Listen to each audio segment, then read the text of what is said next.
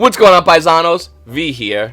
For everybody going to Nationals this year, KONAMI finally released the Playmat, Prank Kids. And as much as I, maybe a week, 2 weeks, maybe even 3 weeks ago, hated Prank Kids, I'm actually kind of glad we're getting this map. I actually kind of like it. For anyone out there saying, I wish we would have had a fill in the blank type Playmat, unfortunately, it doesn't work that way. The only thing I wish that KONAMI had for us Yu-Gi-Oh players going to Nationals is cloth mats. You know, the neoprene rubber mats are nice, cloth mats are better. I understand it costs more, KONAMI, but since you're selling out of Savage Strike, Soul Burner, and if we're gonna be honest, Dual Power, yeah, you kind of have some extra money flowing around. Give us some cloth mats. Anyway, for anyone that's going to the Nationals, this is your mat. It actually looks really nice. I actually like the artwork of Prank Kids. They did a great job for the World Championship National Qualifiers. I'm dead serious. These look really nice as far as the artwork on them and how they did them. And hopefully you guys can enjoy them. Now, listen everybody. This channel just hit 9,000 subscribers, which is a pretty big milestone. Back when I first started this channel, I said if I could get 100 viewers, 100 subscribers, I'll get like 50 comments, which is my initial goal, which is to have the communication. Originally why I started this channel is because I was having conversation with guys about cards at a locals. Once locals were done, we'd go outside and we hang out, talk about Yu-Gi-Oh cards. And what if this would happen? It was awesome, and that's my initial spark for creating this channel. Not many YouTubers were around back then. It was kind of quiet. Anyway, guys, thank you for everybody. Seriously, hitting 9,000 subscribers is a huge milestone for me, and I guarantee you it's not going to be the biggest milestone I'm going to have. I guarantee it won't be long before this channel finally hits the 10,000 subscriber mark, which I'm definitely looking forward to coming up soon. So thank you to everybody watching the channel. Thank you to everybody subscribing. Thank you for everyone commenting. Thank you for all your hashtag Q4Vs. By the way, Q4V right now, hashtag. I'll answer on the end of my next Mark Watch. Thank you to everybody. I really do mean that. This has been an insane experience, and I'm really appreciative of all the amount of support that has grown from the channel. The community that this channel by itself and all of us together have created. Players who want to go and get cards at better prices. Players who want to talk about Yu-Gi-Oh!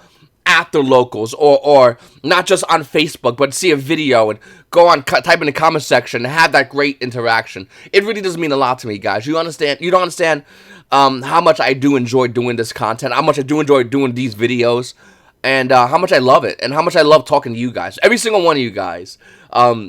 Every single one of the interactions we have, conversations about this game, and which has changed my life so drastically, and I really do appreciate, you guys a lot for that. Thank you so much, seriously. On to the market watch, you sappy suckers. Listen, before I begin, guys, I want to say if you are a Patreon, I'm going to be updating Patreon reward tiers coming up soon. Thank you to all my Patreon members, though. Thank you to all you guys on Patreons. You guys are awesome, too. Seriously, thank you so much. Alright, no more sappiness. Prank Kids time, boys! Anyway, on with the market watch, guys. Hidden summons and Prank Kids, to me, in my opinion, are like how pendulums were when I was talking about them, and not many people were talking about pendulums as a good viable deck. In fact, pendulums were really underwhelming in their price points, and they're really inexpensive. Looking at pendulum cards now, we're seeing a lot of cards go up in value for pendulums. A deck that was relatively inexpensive up until they started seeing play and winning recent previous events. Looking at Prank Kids, I feel like they're the same exact thing. In fact, unless KONAMI hits Instant Fusion, which they should on the ban list, I wouldn't be surprised if pendulums start seeing play and start winning events. I mean, not pendulums, Prank Kids. That too, though.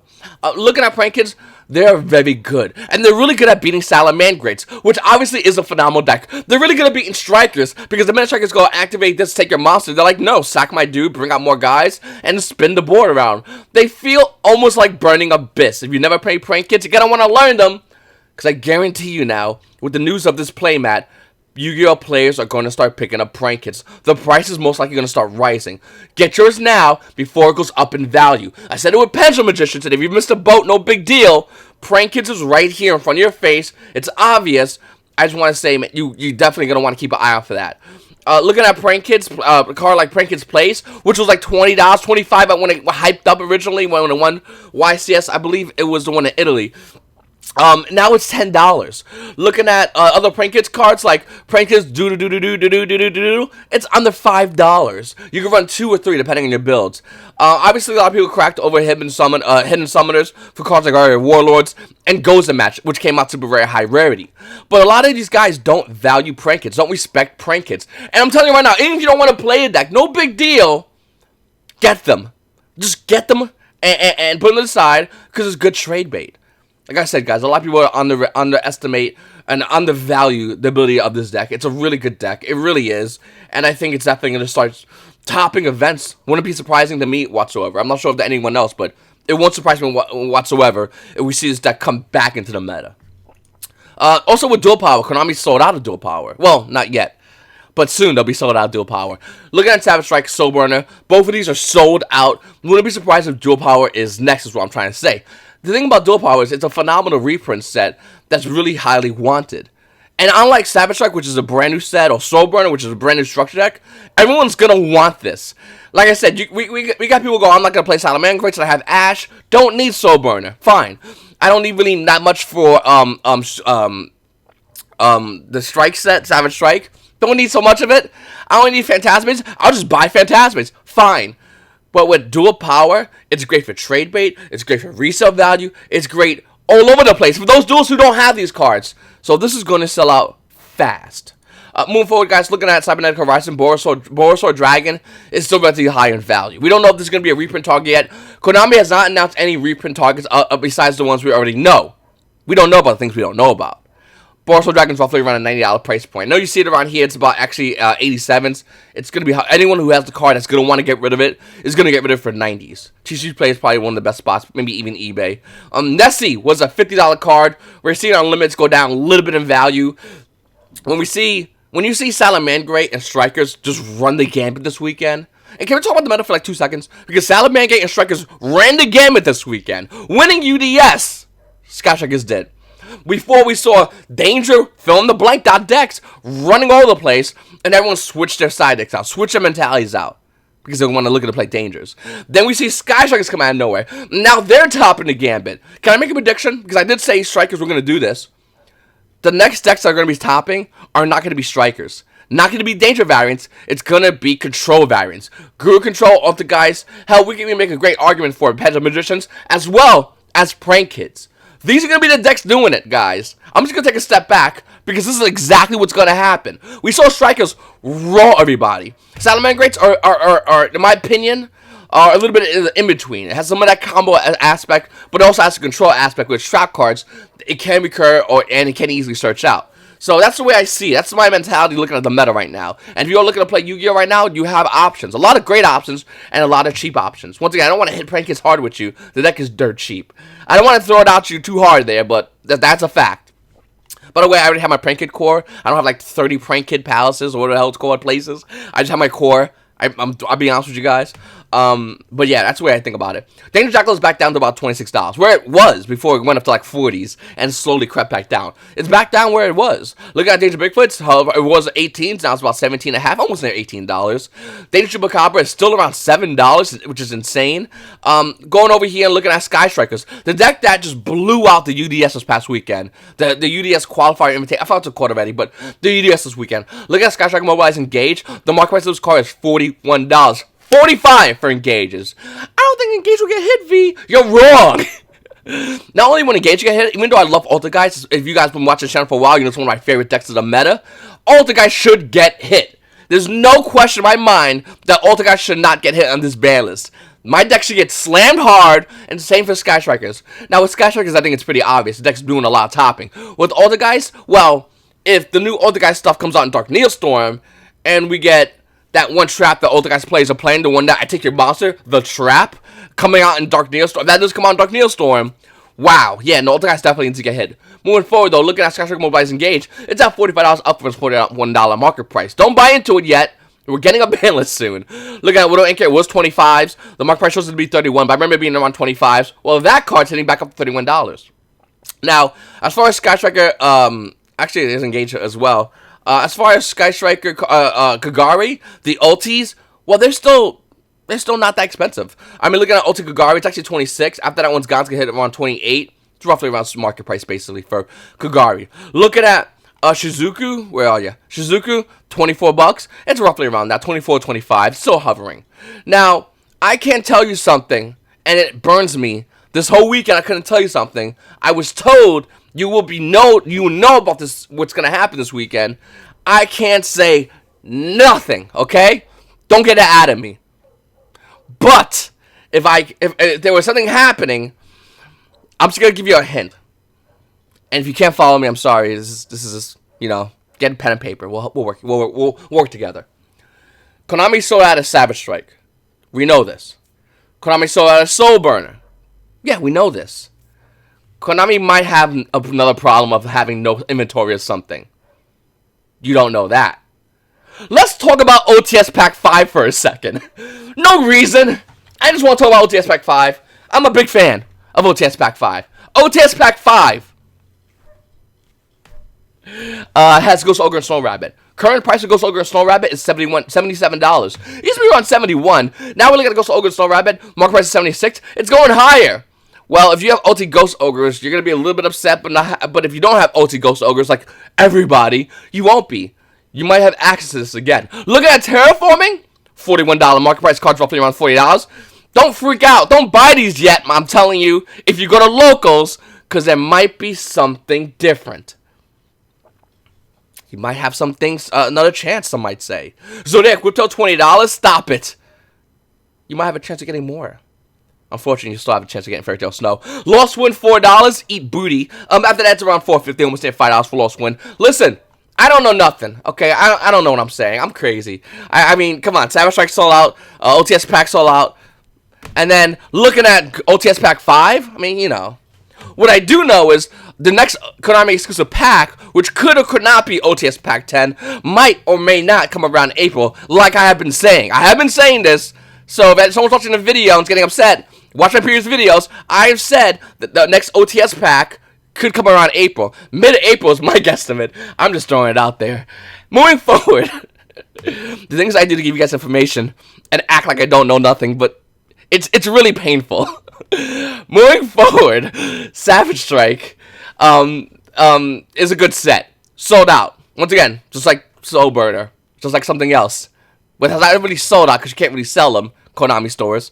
But looking at Phantasm Dragon Phantasme, it's down a quarter. Buy. I'm joking. What the crap? The only way I would buy this card, and I'm going to be honest with you, the only way I would buy Fantastical Dragon Phantasme right now, if I was to, like, leave here, go to a Nationals, and then get my Prank Kids playmat, which is yay, and then I would buy those cards. The only way I would do it. Other than that, I'm not buying this card. There's no reason for me to buy this card and for you to buy this card. The reason why? Because the banners is coming out. With the banners coming out, we actually might see Maxi come to 3. Maxi goes to 3, this card goes bye-bye. I know some of you players are like, well, V, I'll still play Fantastical Dragon Phantasme. Okay. I won't. That's okay. It's depending on deck builds. But what's guaranteed, if Maxi went to 3, you might not either. Maxi goes to 2, this card I think we'll see play still. Maxi goes to 1, you're going to have to deal with it and bite the bullet on Fantastical Dragon Phantasme. Also, we are getting the Savage Strike Special Edition coming out this week, so it's not that bad. Moving forward though, on Savage Strike, Pot of Extravagance is going lower in value. It took a while, Yu-Gi-Oh players, but it was going to go lower inevitably. Think about it. All the guys, Necros maybe, and Guru Control is only decks that run this. Since Altergeist and Guru Control haven't done as much, then this card's going down in value. It used to be 75, the market price shows it to be around 65, and we're seeing it around 62 to 63. The thing is, like I said earlier in this video, I think Altergeist and Guru Control are going to start wrecking havoc. The minute we see strikers all over the place, well, everyone's going to be running to strikers. As everyone to strikers, what's really good against strikers? Altergeist, Guru Control.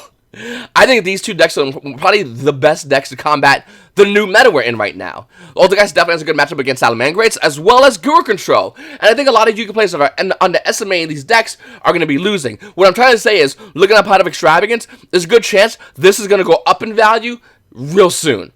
So, it might go a little bit lower, but I mean, I wouldn't be surprised. And with Special Edition, it definitely will go lower. But I wouldn't be surprised if we start seeing Pot of Extravagance stop and then turn around and go back up. Wouldn't surprise me whatsoever. Looking at Borolo Savage Dragon, finally going down. Not a lot, but slowly going down. It was always 25s. Now we're seeing in the market roughly around $23. So once again, Savage Strike Special Edition is coming out. And even though Borolo Savage Dragon is a phenomenal card, what's it used in mostly? Mostly Pendulum Magicians. Do Crusaders use it? They have like Crystal Wing, so they don't need to. Psychic Wheeler was a card that was roughly at buyout prices, $25, hovered around 20s, now we're seeing it around $17. This card's going to go lower in value, like I said it was going to go lower in value. It's not a bad card, it's just no deck can really utilize this card currently in the meta. Can it be good? Absolutely. Will it be good? Well, that depends what's going to be coming out in Dark Neostorm. Moving forward, Witcher Strike is finally $10. We did it. Hashtag did it. I'm very bad with hashtags. Anyway, looking at Witcher Strike, guys, it's about $10, and I think this is still a phenomenal card, especially if you're looking to play Sky Strikers, especially if you're looking to play also guys or Guru Control, because who wants to beat the mirror match? We all do. And when you play this card in the mirror match, you just laugh at them. They get in the gate, you're like, oh, you got me. Activate Witcher Strike, lose the game, dot card. I don't know, something about this card's really good. Anyway, look at Solomon Great Sunlight Wolf. It's actually approaching back up to $10. It went down as low as $8, I think around Friday, I'm going to say, last Friday. It's going back up into value. The card's phenomenal. We all know it is. The deck's doing great. This card should have been a secret rare, but then let's be honest with you, we would have had Phantasme, and then we would have had Sunlight Wolf at these dumb prices. I'd rather bite the bullet on one and not the other. That's my mentality as far as that. Trickster Corabane's going down a little bit. It's around $8. That's still shocking to me, the fact that Trickster Corabane's worth $8. And then something really interesting. Hold on one second. Because I want you to look at these prices. Obviously, you got Super Anti-Casual War Machine, Mecha Thunder King, 6-2 price. Okay, you got a lot. That's a lot of cards, right? Moving down, we got Warlixy Guard Dragon. It used to be 6s, now they're 4s. We got Cyber Quantum Dragon. They're like 5 still. This set has a lot of value. And still, cards like White Rose Dragon, a super rare, is $3, only 2 left. Is that the 10 card? Not my 10 card, special edition. Why is this listed here? Looking at other cards, I mean, there's still value. Crimson Heart's $2? Are you kidding me? Like, really? There's so much value with all this jank, is what I'm trying to show you guys. Fusion of Fire is $1.50. After that one's almost near $2. Fusion of Fire. Cyberstruck's such an odd set, but when you look at it, when you take a step back and look at everything that's happening within this game, it's growing. It's breaking numbers. New players. Magic the Gathering sucks. Yu-Gi-Oh! Good. Magic bad man. And we're seeing the values of all these cards go higher. And that's because the supply is not as much. And that's why we're seeing value rise. And I wonder if Konami's going to adjust to fix this, or they see it as a fluke and they're going to keep it happening as it currently is, which will make the secondary market a really interesting place. Moving forward at Soul Fusion, looking at the Dangerous Tsuchinoko, it was around $50, and it's currently $50 still. It's not changed. Thank you, Konami. Reprint already, even though this set was relatively new. Thunder Dragon Colossus is still hovering around $50. It still has not broken that $50 hover, and you see it over here. Trap Chick was a card we're starting to see a lot of decks use. It was low 27, average around 30, and now we're seeing here around $32, which is currently worth around this market price. It's a good card, but that's a lot of money. And let's be honest with you, most decks are using it. Salamangreats using this for Artifact Sanctum to bring out their one of Artifact Psi that they can't recycle. Yeah, I don't get it either, but that's Yu-Gi-Oh! Looking at Can't Strike and Levianeer, it's $14. It's rising a little bit higher now. Look at a lot of these cards just going up higher in value. That's how the market really works. Cards go high. Yu-Gi-Oh! Happens. Ash Blossom and Joyous Spring, a card that is a common in Soul Burner, is a little over $8. Almost hitting, I think it hit near $9 this past weekend.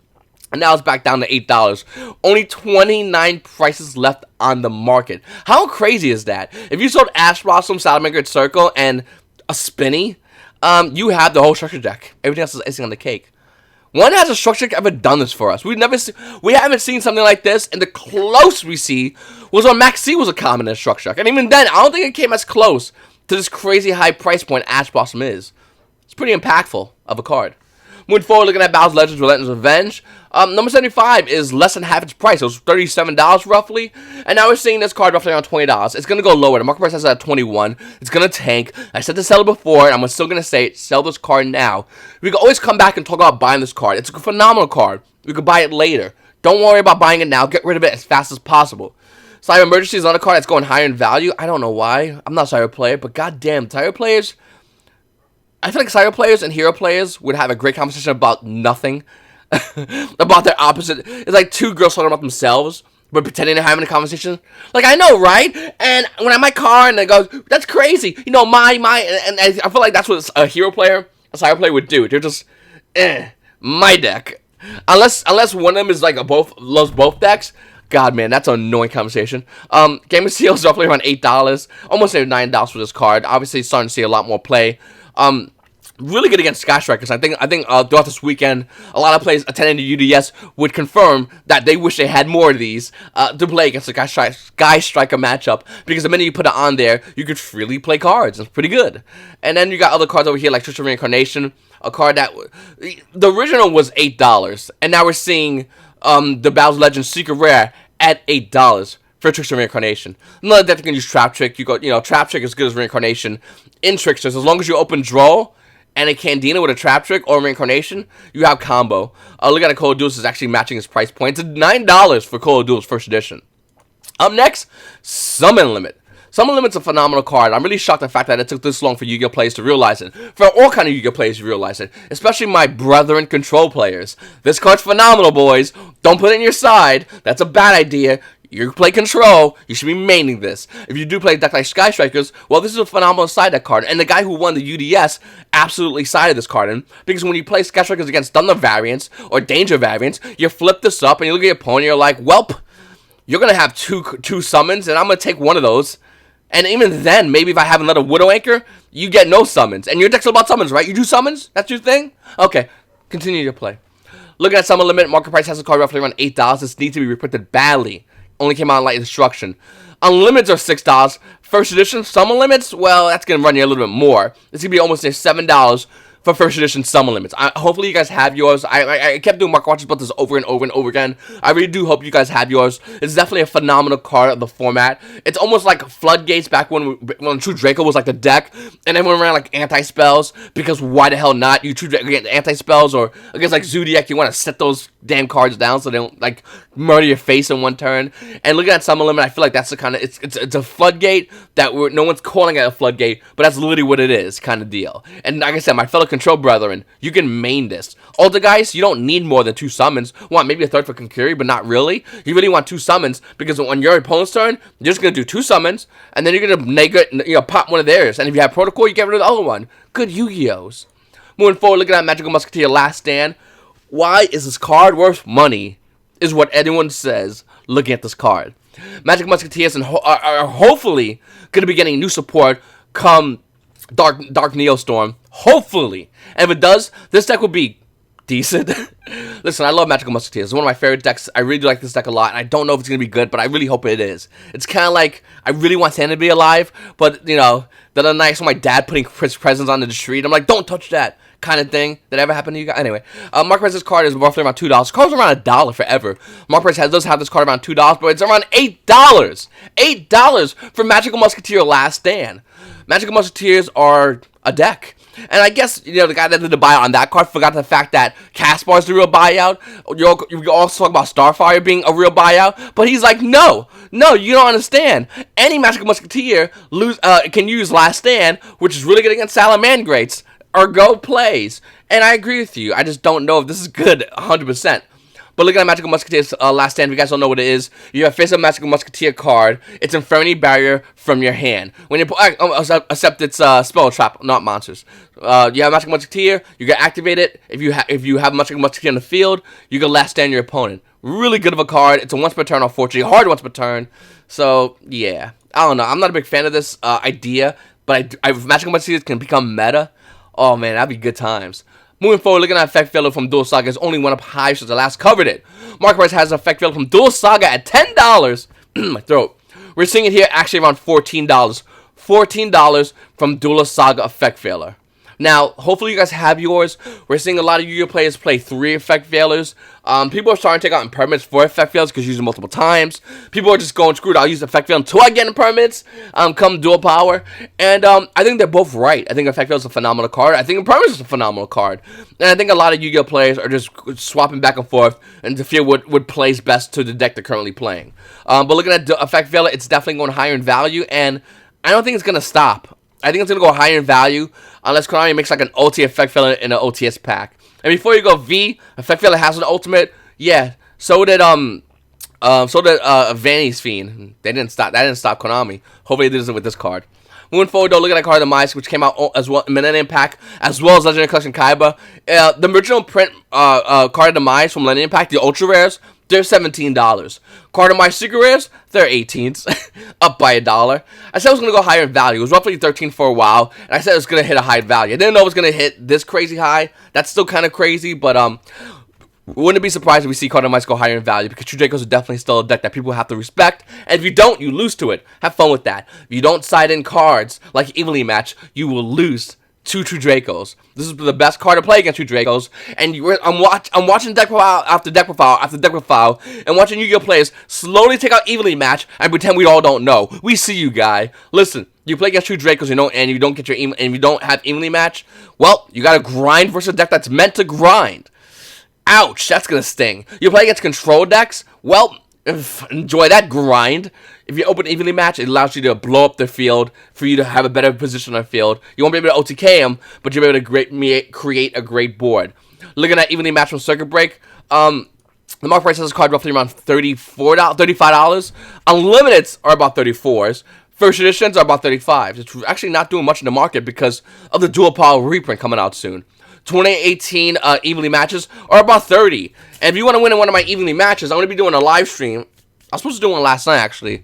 But I'll do a live stream. I'm going to be giving away Evenly Match on my live streams. So if you haven't subscribed to my channel, which I should have said in the beginning, please make sure to subscribe, hit the like button, notification bell, and comment down below. And get ready for the live stream coming up. Once again, seriously, hit the notification button. You will miss out, and that's on you. And I'll mail you an Evenly Match if you can watch my live streams coming up soon. I don't know when. And maybe I'll do like a contest. We'll do something fun in the live stream to give you guys an opportunity to win the Evenly Match. Someone's going to win it no matter what. Moving forward, but Dote pulling since Chaka a la mode is higher in value. Last time I talked about this card, it was $18. Market price of this card roughly around $16. And looking at it, it's almost bought out. Chocolate a la mode's unlimited versions are $25. First edition Chocolate a la mode, $35. And before you go, whoa, what the hell? The reason's simple. We're getting Glass Folly coming out in the new set, and everyone's just getting ready for it. Now, do I think Madoches can be a tier 1 deck? I don't know. I don't think so. I doubt Madoches can be a tier 1 deck. But if they did have a chance, and if you wanted to play Madoches, you're going to need Chaka a la mode. You might even need multiples of these, but you're at least going to need one. And if you don't have it, and you're not paying this obscure price, you unfortunately won't be on the bus. Don't worry about it. It's a short bus. I have the deck. Up next, Frozen Whip. Now, we're also getting the new Plant Link coming out in Dual Power Duelist, whatever it is. And this card's pretty good. It was brought to my attention on the Yu-Gi-Oh! Market Watch Facebook page. If you guys are not part of it, please check the links below and join it. Check I think it's on my channel page. It's all around here somewhere. Grab the link and join in and see about Frozen Rose. It's a great card. Send one face-up monster you control to the graveyard. Apply the following effect. By the way, it's a quick play spell. It's for plants. If you did set a plant monster during the end phase, draw 2 cards, discard a card.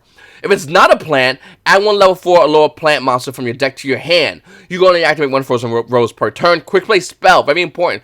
Came out on Legendary Duelist Sister of the Rose. The card price is dirt cheap right now. I mean, super dirt cheap. It's $3.50, and even though there's a ton of walls, you got 30, 25, 12 wall. This card definitely has the ability to become a phenomenal card, and I think a lot of Yu-Gi-Oh players that are looking to play plants, or just looking at plants as a possible viable option, are looking to grab these cards because nobody's looking at them. They're dirt cheap. Came out in Legendary Duel System Rose. Was not a blowout set. They never really are. I mean, they had train stuff with like Urgent Schedule, which is pretty decent.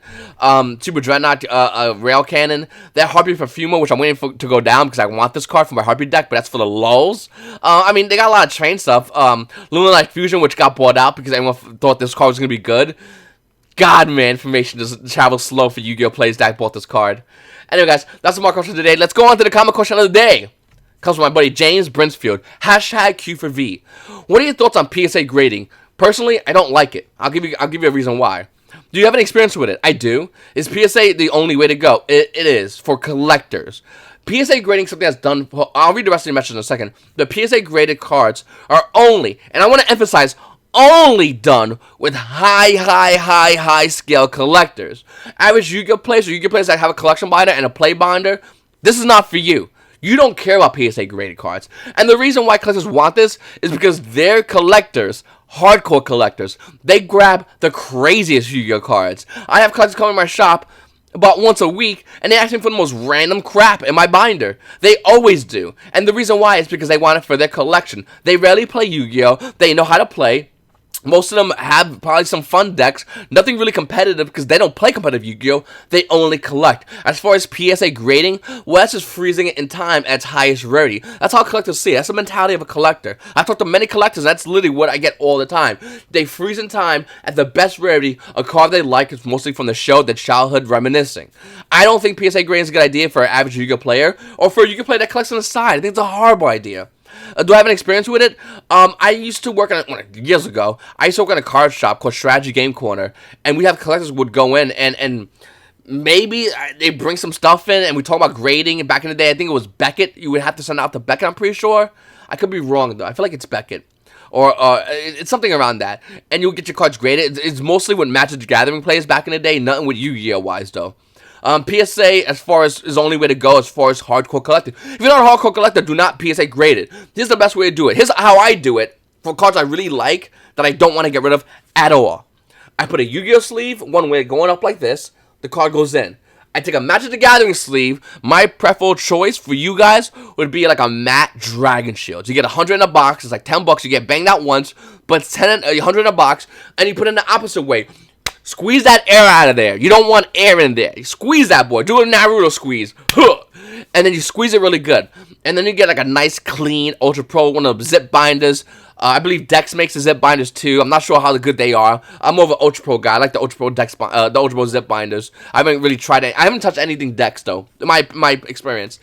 You put it in there. You zip that bad boy up, and you put it somewhere that you know is gonna have average temperature. Most likely your bedroom.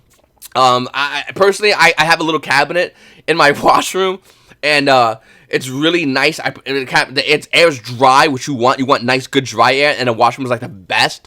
Like the dry air in the washroom is the best. Throw it in a cabinet in your washroom, and that's it. Every now and then you whip it out, you look at it, you enjoy it, you fap to it, you close it up, you clean up, you put it back in the washroom.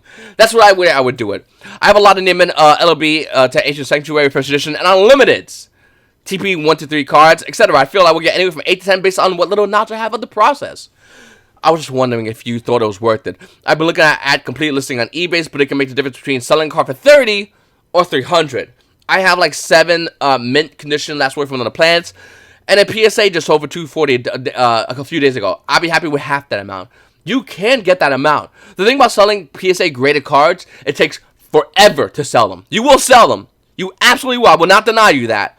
And the more you put, obviously, the more you'll sell. But, important but, it will take you forever to sell them.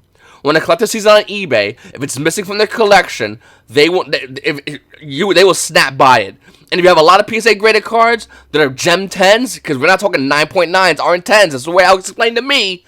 9.9 ain't 10. You're not going to sell that one as fast. It'll take even longer to already the tremendously long wait period for PSA graded cards. This should be another video, but whatever. And it goes, and that's just one card. I got like 300 plus others, if not more, that could be worth the same amount or more. And all in very lightly played in mint condition. How often can you expect more expensive cards like that, though? I've had no problem sitting on them for over a decade because they haven't cost me much money. But if I put hundreds or even thousands of dollars into them, I want to see some kind of fairly return quickly. You will not get a quick return. The best thing you can hope for, the best you think at all you can hope for, is that you have a ton of these PSA 10 graded cards listed on eBay. A collector buys one card and goes, I'm going to look at this guy. And that's very rare, but I'm going to look at this guy. He sees you have a little PSA graded cards, and he hits you up and he goes, listen, I like about 10 to 20 of your cards. They're about 400 each. Let's work a deal out. That's like the biggest thing you'll get. I'm not saying it doesn't happen, but once again, the odds of it happening are so slim. It's for the most part, I wouldn't get involved in PSA grading cards whatsoever. It costs a lot to get them paid, send them out to get them PSA graded. You'll think you have a Gem 10, and they'll see a nick, and guess what? That card's now an 8 at your best day. A small nickel will really drop you down heavily. Corner bent, a little curve on the corner. It went like this once in someone's hand. It's not a 10 anymore. They're very, they know PSA, like these companies know that if they say 10, that's their word behind it. And they don't want to look stupid. So that's the way I have to say about PSA grading cards. I know I'm really like over the top about it, but it's a big deal for me because I do talk to a lot of collectors and a lot of crazy high-end collectors. I'm thinking about one in particular in my head, and they're insane. They're absolutely insane. They will pay a lot of money, but they want the best of the best, and they want it when they want it. And if they don't want it for 5 years, wait on it. That's how it works, unfortunately. Collectors of Yu-Gi-Oh! Are increasing, I'm noticing, but not substantially, just moderately. Anyway, guys, it's your boy V. I really appreciate you guys watching my videos. Please, make sure to subscribe button, hit the like button, comment below. Thank you once again, James, for your question. Hashtag Q for V. Let me know, type them down below. You paisanos have a great day.